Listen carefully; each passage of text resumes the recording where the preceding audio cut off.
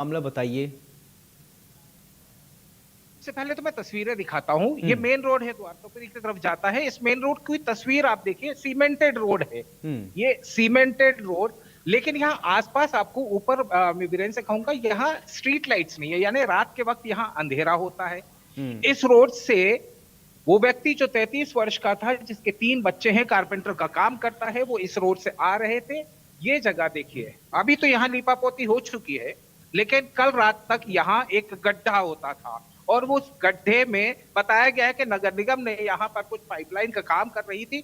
ये ताजा दिख रहा है आपको, ये देखिए, ताजा तौर के ऊपर इसे अभी बंद किया गया है। लेकिन यहाँ किसी तरह के, इस अंधेरे में किसी तरह की कोई बैरिकेडिंग नहीं थी।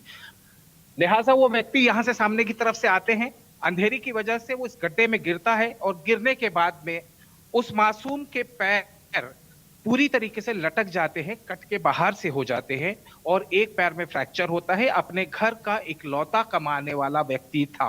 अब मैंने जिक्र किया था आपसे बैरिकेडिंग की।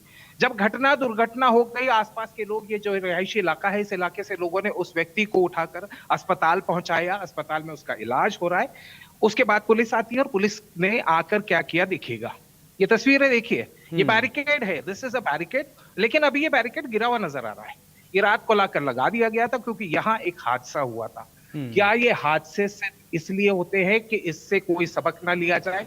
2 महीने पहले जाता हूं सौरभ, 2 महीने 2.5 महीने पहले इंदौर में एक चेंबर, इसी तरह का बिल्कुल चेंबर चली। मैं त्याब शेख, हम आगे बढ़े, चेंबर है, लेकिन एक बात देखिए इस मैं आपको याद दिलाते हुए आगे बढ़ना चाहूंगा, क्योंकि हम ये वही इंदौर शहर है जिसके लिए स्वच्छता की उसको सर्टिफिकेट मिला है, तमगा मिला है, मेडल मिला है, लेकिन वही की तस्वीर दिखा रहे हैं, दुखद तस्वीर दिखा रहे हैं। Continue please.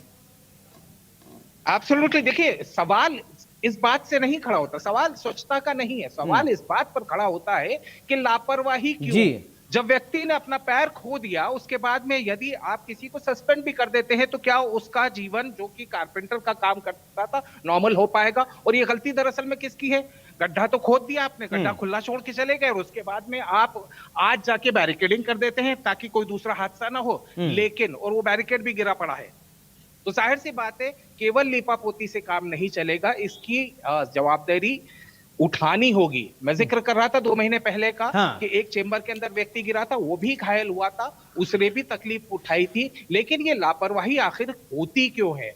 क्या जिस वक्त काम हो रहा था, ये बैरिकेड लाके नहीं लगाया जा सकता था? यदि गड्ढा खुला छोड़ के भी जाना था, कल काम करना था या आज काम करना था, तो बैरिकेड कल रात को ही लग जाने चाहिए थे, कल सुबह ही लग जाने चाहिए थे, जब उन्होंने काम खत्म किया।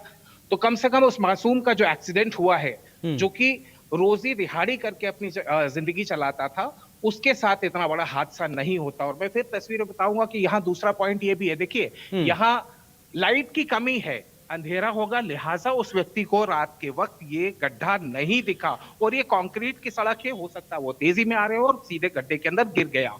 जाहिर से बात है, इस बात की जवाबदारी उठानी होगी। कार्रवाई की बात करते हैं, तो पीछे भी हमने देखा था कि कार्रवाई हुई थी, और कार्रवाई के बाद में जो छोटे कर्मचारी होते हैं, उनको लापरवाही का नोटिस थमा के उन्हें सस्पेंड कर दिया जाता है, कार्रवाई हो जाती है। लेकिन आखिर ये लापरवाही होती क्यों है? उस लापरवाही से बचने के लिए क्या नगर निगम के पास कोई फॉर्मूला नहीं है? ये सबसे बड़ा सवाल है। बिल्कुल एहतियाब, जैसा कि आप दिखा रहे हैं तस्वीर, बस कार्रवाई के नाम पर लीपा पोती कर दे, गिरा हुआ एक बैरिकेड आपके पीछे देखने को मिल रहा है। बहुत बहुत शुक्रिया तमाम जानकारी के लिए। अब खबरों में आगे बढ़ेंगे तो बड़ी जानकारी दर्शकों तक पहुंचाएंगे भोपाल से, जहां पर स्लॉटर हाउस मामले में एक